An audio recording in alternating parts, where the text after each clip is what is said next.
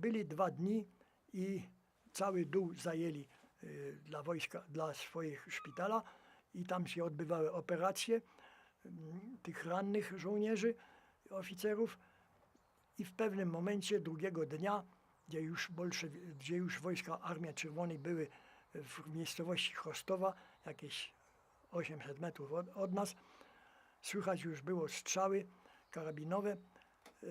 Naraz huknęła jakaś armata i w jednym momencie oni się wszyscy zebrali, załadowali chorych i personel szpitala na samochody i odjechali na Gdów, w kierunku na Gdów.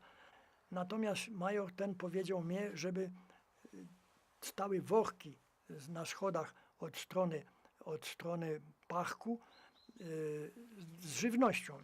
Była mąka, były płatki owsiane i tak dalej.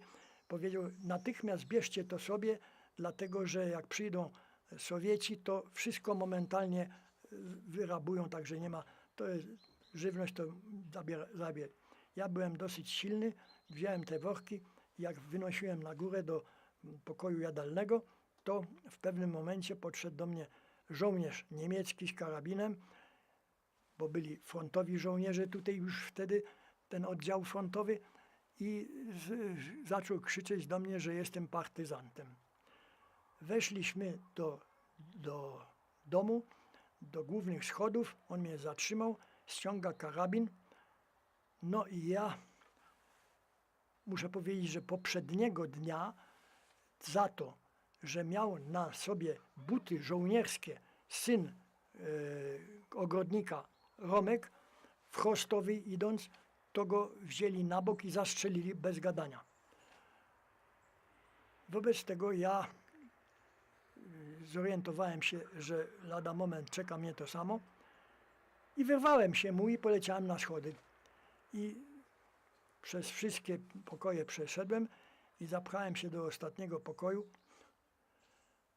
Strach robi różne rzeczy, czasem właśnie wyzwala wielką energię, a czasem całkiem rozumowanie, zabiera rozumowanie normalne.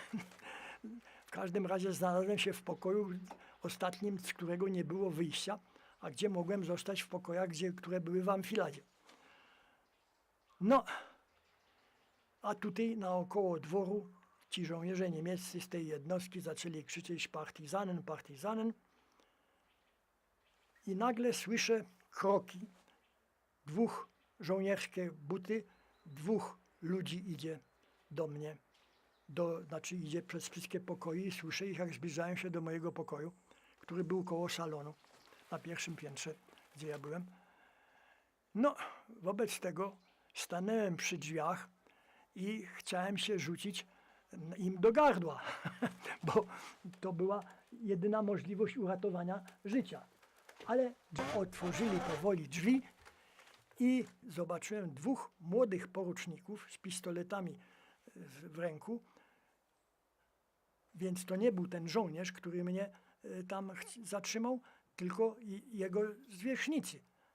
Ale oni staliśmy naprzeciwko siebie w odległości 20 centymetrów.